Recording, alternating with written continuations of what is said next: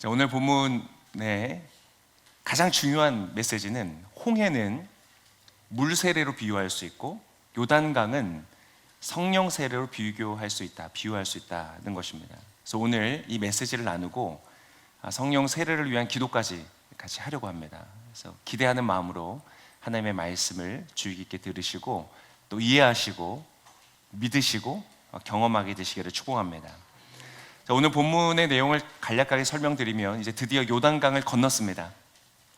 가나안 정복을 위해서 요단강을 건너고 이 기적적으로 요단강이 갈라지면서 건널 때에 한 가지 하나님의 명령을 하셨는데 이 강 안에 있는 돌 중에 12개를 골라서 가지고 나와라. 그 12개를 가지고 와서 그들이 그 다음에 진을 쳤던 땅에 그 12개의 돌을 쌓아두게 됩니다. 이 일을 왜 하는가에 대해서 이렇게 설명하고 있습니다. 7절의 말씀에 이렇게 되어 있습니다. 함께 읽겠습니다. 너희는 그들에게 말하라. 요단강 물이 여호와의 언약궤 앞에서 끊겼다. 궤가 요단강을 건널 때 요단강 물이 끊겼으니 이 돌들은 이스라엘 백성들에게 영원한 기념이 될 것이다. 자, 기적적으로 요단강이 갈라지고 이 강을 건너게 된 이 사건을 기념하기 위해서이다. 여기에서 기념이라는 것은 추억이나 기억을 말하는 것이 아닙니다. 단순히 그런 일이 있었지, 과거에 그런 사건이 있었지 라고 추억한다는 그 의미가 아닙니다. 더 중요하고 적극적인 의미입니다. 그것은 마치 지표와 같습니다. 사인과 같습니다. 어떠한 사인이냐? 그 돌 12개의 돌 무더미를 볼 때마다 어떠한 사인을 읽게 되는가? 하나님이 어떠하신 분인가를 보게 됩니다. 하나님은 누구시고 어떠한 일을 행하시는가? 그 12개에 쌓여져 있는 돌 무더기를 보면서 하나님은 요단강을 가르시는 분이시다. 즉 우리에게 하나님께서 주시는 약속과 축복이 있잖아요. 그것을 향해 우리가 나아가는데 나아갈 때 우리는 장애물을 만납니다. 요단강 같은 장애물을 만나요. 내 힘으로는 건널 수 없는 범람하는 강처럼 세차게 흘러서 나의 발길을 막는 장애물이 있다는 것이죠. 그런 장애물 없으십니까? 많습니다. 하나님이 주신 놀라운 축복을 받아 가는 여정 앞에 나의 발걸음을 되돌이키고 더 나아가지 못하게 하고 좌절하게 하고 실망하게 하고 낙심하게 하는 일들을 우리가 만나는 것이죠. 그런데 하나님은 어떠하신 분이신가? 그 요단강 앞에서 우리가 그냥 돌아서서 옛날로 돌아가는 것이 아니라 하나님의 축복을 향해서 나아갈 수 있도록 그 장애물을 거두시는 분이시다. 그래서 그 돌 무더기를 볼 때마다 하나님은 그러한 분이라는 것을 알기 때문에 믿음으로 나아가게 되는 것이죠. 그래서 이 12개의 돌은 마치 재생 버튼과 같은 것입니다. 그것을 바라볼 때에 그 사건은 오늘도 우리에게 일어나는 사건이 된다는 것입니다. 여러분, 오늘 저와 여러분의 삶에 있는 요단강을 가르시고 건너게 하여 주실 줄을 믿습니다. 그 기적이 일어날 것입니다. 신약에서도 이 동일한 개념이 나타납니다. 이해를 돕기 위해서 설명을 드리면 고린도전서 11장 24절과 25절에 이러한 말씀이 있죠. 같이 읽겠습니다. 감사하시고 떼시며 말씀하셨습니다. 이것은 너희를 위해 주는 내 몸이니 이 예를 행해 나를 기념하라. 이와 같이 식사 후에 또한 잔을 들고 말씀하셨습니다. 이 잔은 내 피로 세운 새 언약이니 이 예를 행해 마실 때마다 나를 기념하라. 예수님이 하신 말씀이시죠. 예수님께서 성찬을 베푸시면서 이 떡을 떼시면서 나의 살이다 먹으라, 잔을 주시면서 나의 피다 마시라, 언약의 피다 라고 하시면서 이것을 기념하라고 하십니다. 이것은 단순히 기억하라는 것이 아닙니다. 성찬에 있어서 이 기념한다는 것은 신학적으로도 굉장히 중요한 개념입니다. 단순히 내가 머리로 과거의 일을 기억하는 것이 아니라 그 예수님의 십자가의 구속 사건을 지금 이 자리에서 재현하는 것을 의미하는 것입니다. 그래서 우리가 성찬을 할 때마다 단순히 기억하는 것이 아니라 예수님이 나에게 생명을 주시는 그 사건을 다시 경험하는 것입니다. 그 보혈로 나의 죄를 씻으시는 것을 다시 재현하는 것이죠. 그래서 기념이라는 것은 바로 재현을 의미합니다. 요단강이 갈라지는 기적은 오늘 우리에게 재현될 것을 믿습니다. 그래서 자녀들에게 말해주는 것이죠. 저 12개의 돌무더미가 도대체 무슨 의미입니까? 하나님은 요단강을 가르신다. 사랑하는 나의 아들아, 사랑하는 딸아, 너의 인생의 요단강을 만날 때에 하나님을 바라봐라. 그분이 너의 그 강을 가르실 것이다. 너는 그 강 앞에서 뒤로 돌이켜 그냥 옛날로 돌아가지 마라. 쓴 마음을 가지고 내 인생은 안 되는구나, 잘 안 풀리는구나, 여기까지구나, 그렇게 뒤로 돌아가지 마라. 너는 하나님을 믿음으로 요단강에 발을 내디뎌라. 하나님이 너를 위해서 가르실 것이다. 여러분, 어떠한 어려움과 장애물이 있다고 할지라도 뒤로 돌아가지 않으시고 그 문제에 발을 내디디면서 믿음의 기적을 경험하시기를 축복합니다. 그래서 오늘 본문에서 이것을 경험하기 위하여 가장 중요한 성경 구절이 있습니다. 23절의 구절입니다. 자, 23절 우리 중요한 구절이기 때문에 여러분의 마음을 담으시면서 함께 같이 읽겠습니다. 너희 하나님 여호와께서 홍해에서 너희가 다 건널 때까지 우리 앞에서 홍해를 말리셨듯이 너희 하나님 여호와께서 너희가 다 건널 때까지 너희 앞에서 요단강을 말리신 것이다. 여기서 두 가지의 사건이 나옵니다. 홍해를 말리신 사건, 홍해를 가르신 사건과 요단강을 가르신 사건, 두 가지가 나옵니다. 자, 홍해를 가르고 건넜던 사건의 영적인 그리고 신약적인 의미가 무엇입니까? 홍해를 가르고 이스라엘 민족이 나왔습니다. 그것을 신약적으로 어떻게 해석하는가? 고린도전서 10장 1절과 2절에 이렇게 기록하고 있습니다. 제가 읽겠습니다. 잘 들어보십시오. 형제들이여, 나는 여러분이 이 사실을 알기를 원합니다. 우리 조상들이 모두 구름 아래 있었고 바다 가운데로 지났고, 홍해죠. 모두가 구름과 바다에서 세례를 받고 모세와 연합했습니다. 이 홍해를 건너는 사건을 세례로서 비유합니다. 무슨 말인가? 자, 홍해의 사건은 출애굽의 사건이죠. 바로의 군대와 그 장악력에서부터 완전히 자유롭게 되어지는 그 사건입니다.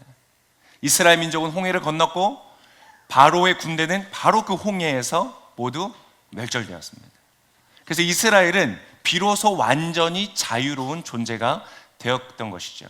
즉, 이 사건은 무엇을 의미하는가? 우리가 하나님을 믿는 사람들이 죄의 노예가 되어 살 수밖에 없는데 그 죄의 노예된 우리를 구원하셔서 완전히 자유로운 존재로 변화시키시는 하나님의 구원 사건을 의미한다는 것입니다. 즉, 홍해는 과거의 이스라엘 민족이 경험했던 것이 아니라 지금 모든 사람들, 하나님을 믿는 모든 사람들이 죄로부터 자유하게 되어지는, 심판으로부터 자유하게 되어지는 영적인 사건을 보여주는 것이라는 것입니다.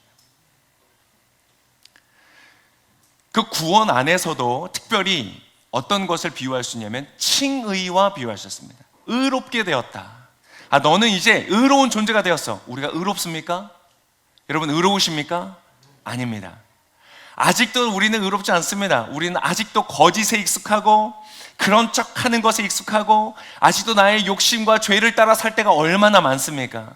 그런데도 불구하고 하나님은 우리를 의롭다고 말씀하신다는 것입니다. 왜요? 홍해를 가르시고 우리를 건너게 하셨기 때문입니다. 그 홍해의 사건이 그러면은 무엇을 의미하는 것이겠습니까? 바로 예수 그리스도의 십자가를 말하는 것입니다. 홍해를 바로 건너기 직전에 이스라엘에게 어떠한 일을 명하셨죠? 어떠한 절기를 허락하셨죠? 유월절을 허락하셨습니다. 어린 양이 대신 죽음으로 당연히 받아야 되는 심판을 모두 다 면하게 되었죠. 그 피가 발려진 집만 구원을 받았습니다. 무슨 의미입니까?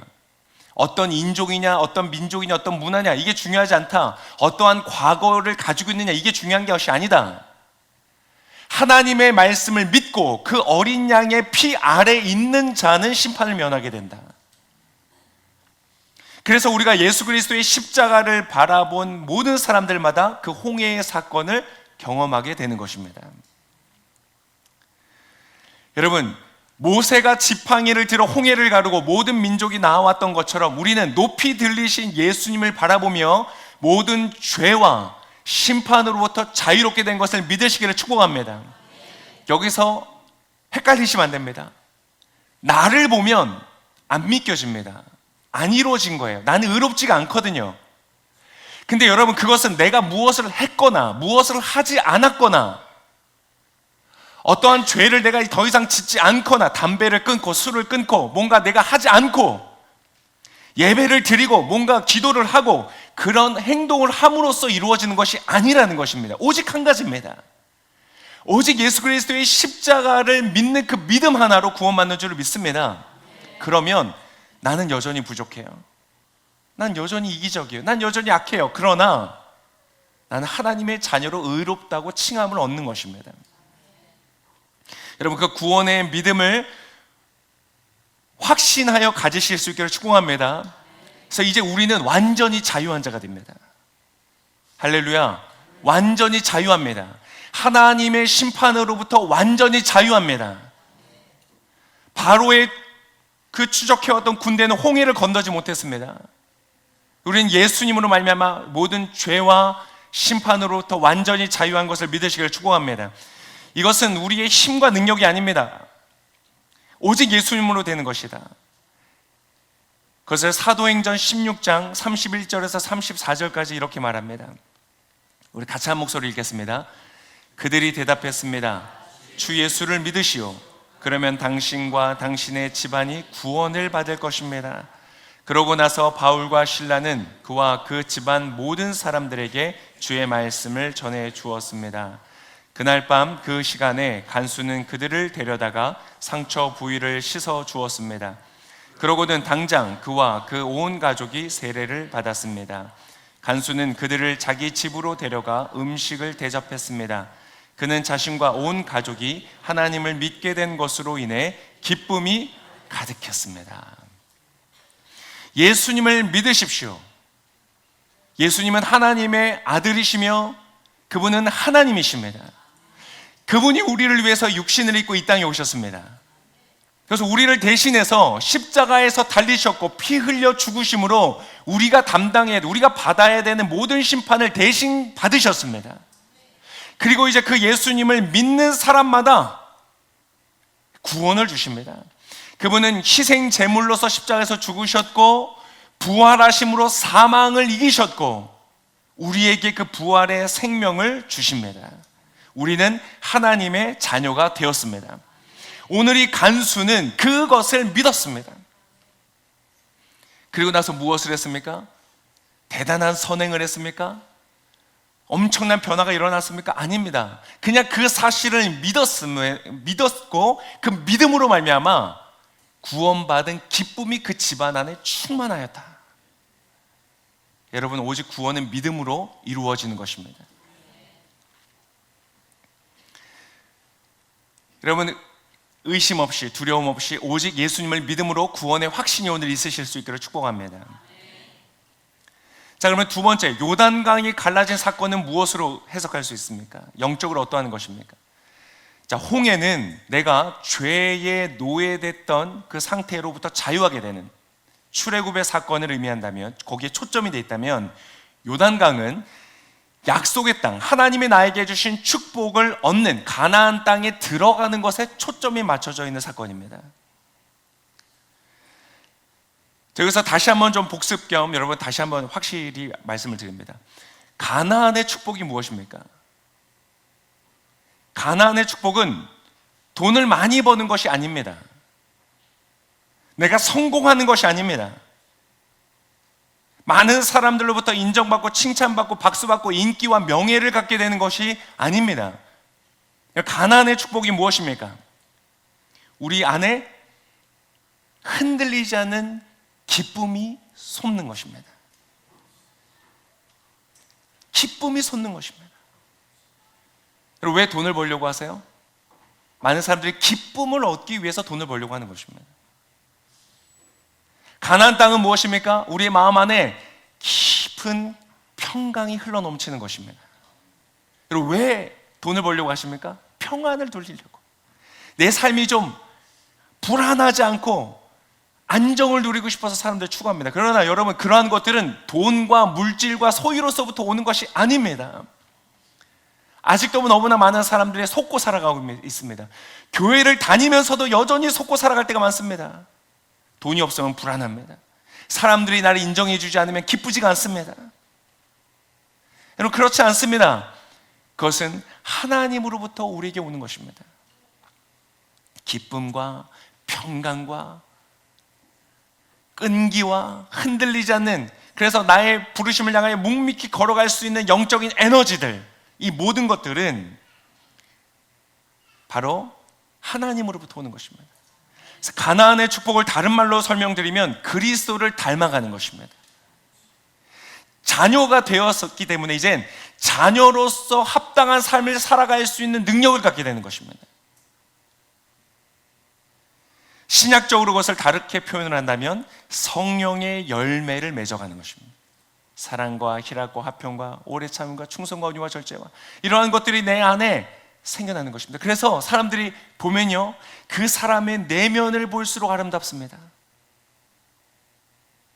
겉으로는 돈이 많고 아름다우고 명품 옷으로 아름답게 치장하여서 멋진 근사한 집에서 살고 대단해 보이지만 그 속으로 들어갈수록 이기적이고 악하고 어둡고 타락하고 외롭고 쓸쓸하고 예민하여져 있는 그러한 반대로 된 삶이 아니라, 겉으로 봤을 때는 뭐 대단한 거 없어 보일지 모르지만 그 안으로 들어갈수록 아름다운 향기가 나는 열매들이 가득한 거예요. 볼수록 아름답고 볼수록 사랑스럽고 볼수록 존경스럽고, 그래서 그분이 하는 말에 그 향이 나타나는 거예요. 그분이 하는 행동과 선택 속에 그 아름다움이 나타나는 거예요. 그것이 바로 가나안 땅의 축복인 것입니다. 그래서 이 요단강의 사건은 마치 성화의 단계로 이해할 수 있습니다. 그리스도를 닮아가는 거예요. 정복해가는 거예요. 하나님이 나에게 주신 축복을 정복해가는 거예요. 그리스도를 닮아가는 거예요. 하나님처럼 되어져 가는 것, 그리스도를 닮아가는 것이 가장 큰 축복인 줄을 믿습니다. 데릭 프린스 목사님 역시 이 요단강의 사건을 성령의 세례의 사건으로 봅니다. 그렇게 그리스도를 닮아가기 위하여 우리가 무엇이 필요한가? 바로 성령님이 필요하다. 여러분, 하나님을 닮아간다는 것 어렵지 않습니까? 하나님의 가르침대로 살아간다는 것, 예수님 말씀하신 대로 살아간다는 것, 왼뺨을 때리면 오른뺨을 대고 나를 미워하는 자를 축복하고 나의 원수를 사랑한다는 것 얼마나 어렵습니까? 농담처럼 말하지만 가장 가까운 원수는 배우자라면서요. 배우자도 사랑하기도 얼마나 힘듭니까? 근데 여러분, 그건 은유적인 말이고, 정말 원수, 나를 죽이려 하는 사람을 여러분 사랑한다는 것이 가능합니까? 어렵죠. 여러분, 간단하게 말해서 불가능한 일입니다. 요단강을 건너는 것은 불가능한 일입니다. 그러나 그 일이 어떻게 이루어진다고요? 주님께서 하신다는 것입니다. 우리가 애굽을 나와 죄로부터 자유케 되어 칭의, 의롭다고 칭함을 받은 것이 나의 노력과 상관없이 하나님으로 되는 것처럼, 내가 그리스도를 닮아가는 것 또한 무엇으로 되는가? 하나님으로 말미암아 이루어진다는 것입니다. 그것이 복음입니다. 로마서 8장 4절에 이렇게 말하고 있습니다. 같이 한번 읽어보겠습니다. 이는 육신을 따라 살지 않고 성령을 따라 사는 우리에게 율법의 요구가 이루어지게 하시려는 것입니다. 율법의 요구가 무엇입니까? 하나님의 기준입니다. 넌 이렇게 살아라, 이렇게 거룩하게 살아라, 이렇게 아름답게 살아라, 이렇게 사랑하며 살아라. 그 기준에 어떻게 다다른다고요? 내 노력이 아닙니다. 내가 돌을 닦아서 되는 것이 아닙니다. 내가 선하게 살려고 애써서 되는 것이 아닙니다. 어떻게 된다고요? 성령으로 말미암아 되는 것입니다. 여러분, 이것을 깨닫고 오늘 경험하게 되시기를 축복합니다. 하나님의 의로움, 그분의 거룩, 그것은 어떻게 이루어지는가? 성령으로 되어진다. 스가랴서 4장 6절에 이렇게 기록하고 있습니다. 제가 읽겠습니다. 그러자 그가 내게 말했다. 이것이 스룹바벨에게 하신 여호와의 말씀이다. 너의 힘으로도 안 되고 너의 능력으로도 안 되고 오직 내 영으로만 된다. 만군의 여호와가 말한다. 여러분, 이것이 어떤 말입니까? 스룹바벨에게 성전을 재건하고 하나님의 나라를 세우고, 이것이 너의 노력으로 되느냐? 안 된다. 여러분, 나의 삶에 하나님의 나라가 임하는 건 나의 노력으로 안 되는 것입니다. 어떻게 가능한 것인가? 오직 이미 여러분 구약에서부터 하나님 말씀하셨습니다. 오직 나의 영으로 되는 것이다. 다음 한 주간을 여러분 살아가면서 하나님의 축복을 경험하고 가나안 땅을 경험하고 요단강이 갈라지는 기적을 경험하고 아름다운 열매를 맺어가며 주님께 영광 돌리는 삶은 여러분 결단으로 이루어지지 않습니다. 여러분의 선함으로 이룰 수 없습니다. 어느 정도까지는 할 수 있습니다. 나에게 잘해주는 사람, 내가 이뻐하는 사람들 친절할 수 있습니다. 잘해줄 수 있습니다. 그러나 그 이상 가지 못합니다. 어떻게 가능하다고요? 오직 하나님의 영으로만 되는 것이다. 존 메가더 목사님도 이 구절에, 이 스가랴서의 구절에 주석을 달면서 말씀 이렇게 썼습니다. 거듭남이 전적으로 성령의 사역인 것처럼, 내가 거듭나는 것도 칭의 받는 것도 오직 내가 말씀을 믿을 때 성령이 내 안에서 역사하셔서 나를 의롭게 하시는 것처럼 복음의 전진, 그리스도의 교회를 세우는 것, 복음의 전진, 복음이 나아가고 영혼을 구원하고 하나님의 나라가 확장되고 하나님의 통치가 확장되는 이 모든 사건들도 성령의 사역이다.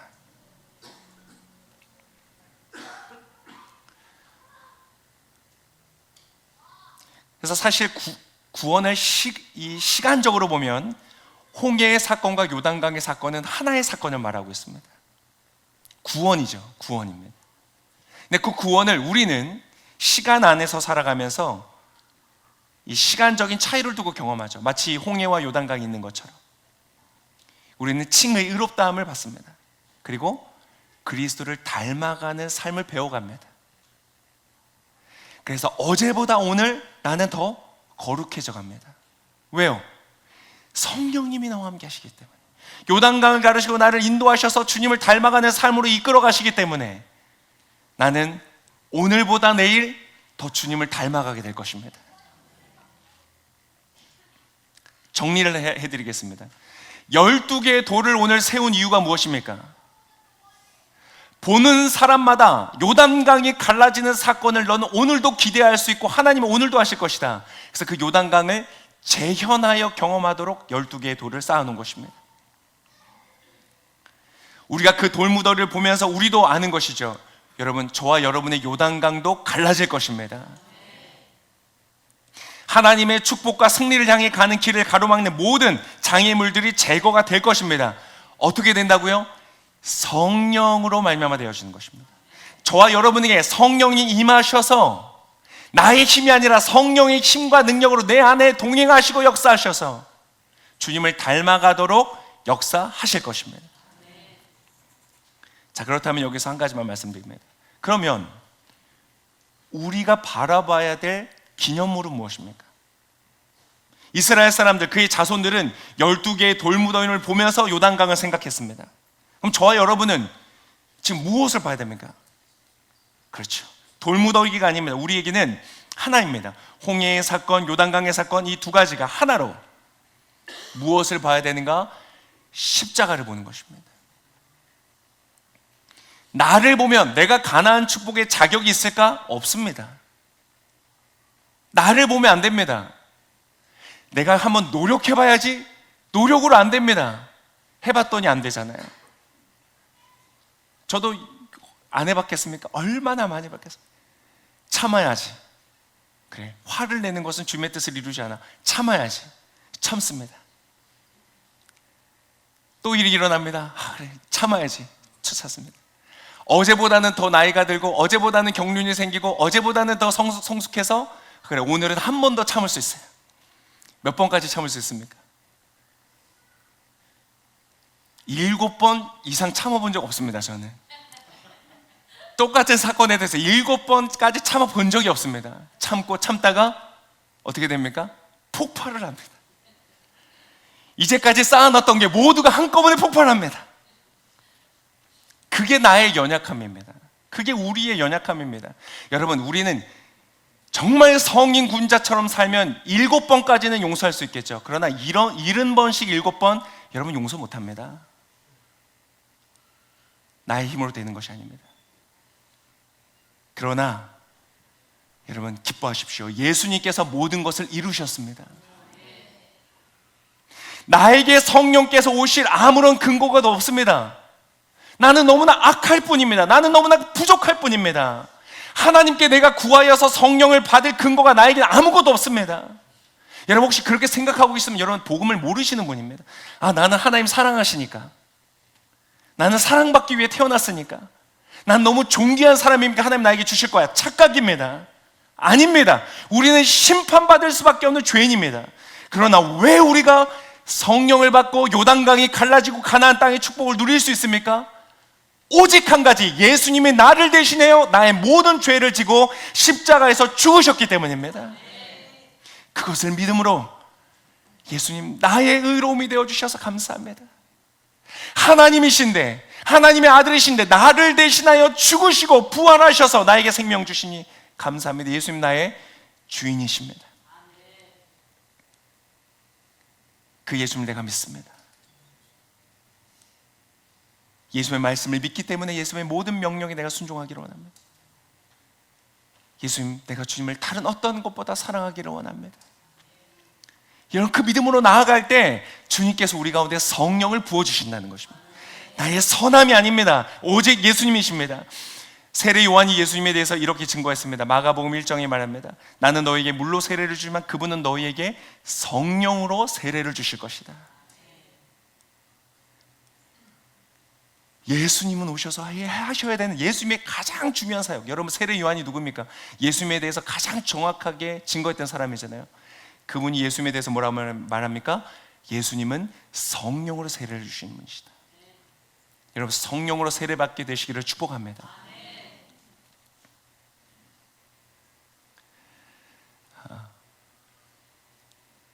많은 말씀들이 있지만 시간이 되었고 내용은 충분히 이미 전달드렸다고 제가 생각이 됩니다.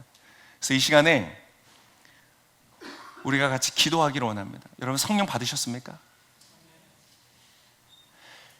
예수 그리스도를 주로 고백하는 모든 분들은 성령님이 안에 계십니다. 우리의 거듭남도 성령님으로 말미암아 되기 때문에. 여러분, 성령 세례라는 것은 성령으로 충만해지는 것입니다.